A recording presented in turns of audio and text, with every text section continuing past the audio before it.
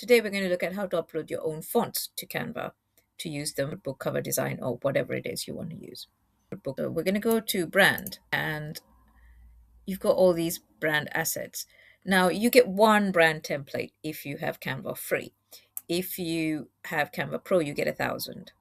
So you probably need Canva Pro for this. If you want to try Canva Pro for free for 30 days, there is a link in the description. If you're new here, this is Canva Tips for Authors. I'm Jeevani Charika and Rhoda Baxter, and I'm an author. I taught myself how to use Canva, and now I'm passing the knowledge on to you. If you would like to talk to other authors about Canva and how to use it, come join the Facebook group. The link is in the description. Okay, so we go to brand, and then we scroll down and we go to fonts. And then we go add to category and upload a font. These are the ones that I've already got. Add new. And then let me find my fonts file. And that's the one that I want to use. So it will ask you whether you own a license to this font and whether you have the right to use it for your intended purposes. Now, I do have a license for this font because I bought it from Font Bundles. So I have a commercial license for it. Okay, so that's my font there. I've got this book cover that I'm making for my Valentine's Express book, and I'm still working out which font to use. So this is just a regular font that's in Canva. So let's duplicate the page and let's find my fonts. Now, in theory, you should be able to find this font by just clicking on something and scrolling down, and there should be a set of fonts that you uploaded, but nope. At the moment, I don't know why I cannot find it. So we're going to add these to a category. So we're going to go to Canva Tips for Authors. So I've got several brands here. I've got 2 brand kits. You could either create a new brand kit. Actually, let's do that. Create a new brand kit. I'm going to call for the fonts because I'm only making it so that I can find my fonts. Right. So we're going to go to fonts, and then we're going to go to the first one. Choose a font. Have I got one? Can I see it? No. Okay. So I'm going to add that one. There are lots of places where you can get fonts. I will list a few at the end. So right, so now this is one. Let's have a look. Let's choose another font. Let's go and look at Pepper Hands because I really like this one. OTF or the TTF. We'll use TTF font. Right, again, do I have a license? Yes, I do. So these are just a couple of fonts that I wanted to try. I'll pick a word. And we will go to, so we're going to not the Canva Tips for Authors, we're going to use these for the fonts. Select brand kit. And this should have 2 options. So let's try this one, which is the first font that we tried. And let's change the size back to 240 or whatever it was. I quite like that actually. So that's called Ambrosio, and let's turn that one back to, so once you've used it once,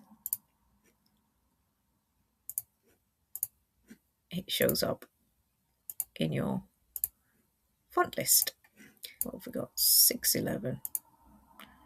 Let's make this one 611 as well. That's how you match the size of your fonts. Make this bigger. I quite like that. I'm going to move this position backwards. Sometimes these fonts come with extras. So there's alternates where you get decorative elements on your capital letters, for example, or swashes and glyphs. So to find these, you need to go to Character Map if you are on a PC. We're going to find one of these Ys, which has an extra long twiddly bit at the end. So you find your character that you want, select, copy, go into Canva, Control-V to paste, and then it'll come up blank. So you need to go in here and select the font that you were originally using. And there we go. We have a Y with an extra long tail. Now what we're going to do is we're going to replace some of the Ys in here. Let's find out what size the font is. 306. So let's select the Y, turn that to 306, so it is the same size. And we'll go to here, we'll delete this Y, and we'll put this Y in here. Now, if you need to move it around and it's snapping into the wrong place, if you press Shift and then use your keyboard's arrow keys, you can move it 1 pixel this way or that, so that you can line it up much better. Okay, right, now let's change the color to match. And there you've got a nice twiddly bit on your fonts. So that is how you use your own fonts in Canva. Like I said before, normally when you click on a word and click on here, it should show you the document fonts, recently used fonts, and it should show you uploaded fonts. Oh, look, it is doing now. All right, that's now a pro feature. I see. Used to be a regular one. But if it doesn't show up, then if you do this workaround where you make a font list, it'll show up there. The other thing you can do, so if you have a font that you use regularly, click on the 3 dots and star it, and then it goes into your starred font folder so that you can find it more easily. I'm going to mess around a little bit more with this cover. If making book covers is a thing that you want to do, I have a course called Book Covers, Working with Designers or Making Your Own. And it covers all of the basics of book covers. As you know, your book cover is your biggest selling point, so you need to get it right.